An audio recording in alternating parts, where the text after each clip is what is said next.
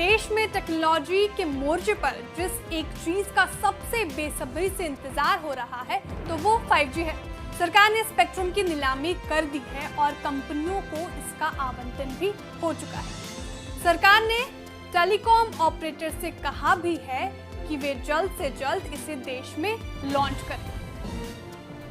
सीमित तौर पर इस साल के अंत तक 5G देश के कुछ हिस्सों में लॉन्च भी हो सकता है। 5G वाले फोनों की बिक्री भी 4G के पार कर चुकी है, यानी लोग तैयार हैं और अपने फोन में 5G की घंटी जल्द से जल्द सुनना चाहते हैं।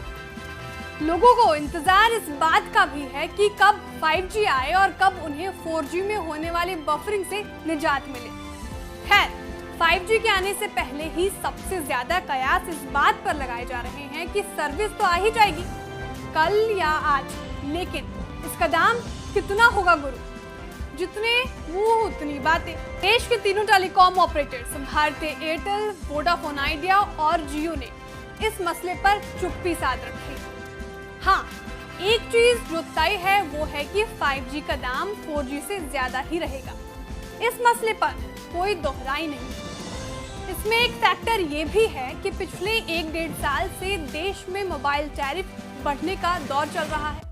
पिछले साल नवंबर में टेलीकॉम ऑपरेटर्स ने टैरिफ को 20 से 25% तक बढ़ा दिया था।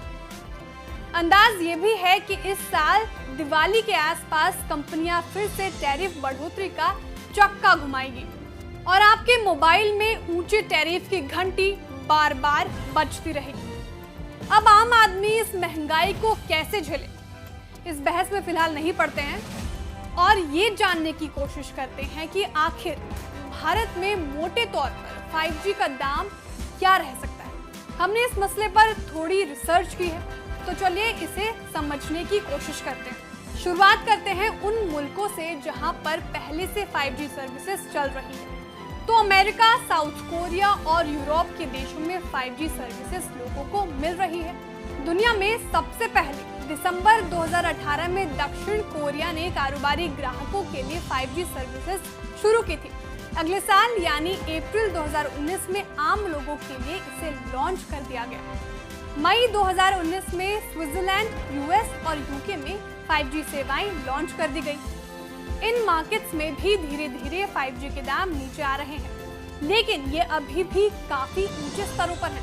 मोबाइल वर्ल्ड लाइव की रिपोर्ट के मुताबिक अगर अनलिमिटेड प्लान्स की बात करें तो इन मार्केट्स में 5G का औसत मंथली टैरिफ करीब $89 यानी करीब $7,000 बैठता है।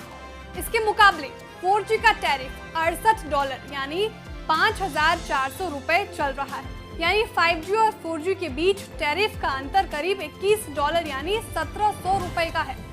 लिमिटेड डेटा प्लान्स की बात करें तो 5G के 1 GB डेटा का औसत दाम करीब $13 यानी करीब $1,000 बैठता है।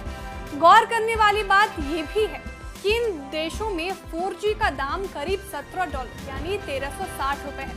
इसका मतलब 5G लोगों को सस्ता पड़ रहा है।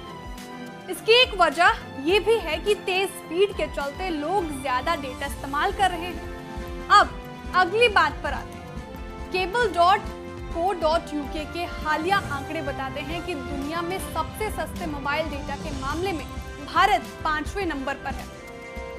भारत में 1 GB मोबाइल डेटा की औसत कीमत करीब $0.17 या ₹14 बैठती है। अब मान लीजिए कि देश में 5G सर्विसेज के दाम शुरुआत में 100% भी ज्यादा हो तो 1 GB डेटा की कीमत करीब 28 से 30 रुपए बैठती है। अगर 5G 50% ज्यादा महंगा हुआ तो 1 GB डेटा 20 से 21 रुपए में मिलेगा। अभी एयरटेल 75 GB मोबाइल डेटा वाला प्लान 500 रुपए में बेचती है।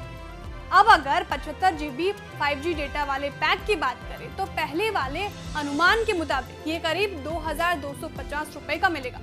अगर इसे 50% इजाफे वाले दूसरे आंकड़ों से देखें तो 75 GB वाला प्लान करीब 1,500 रुपए में मिलेगा। यानी अगर आप भी 5G के इंतजार में बैठे हैं तो ये जान लीजिए कि तेज स्पीड मोबाइल इंटरनेट का इस्तेमाल करने के लिए आपको हर महीने 1,000 से 2,225 रुपए तक का खर्च करना पड़ सकता है।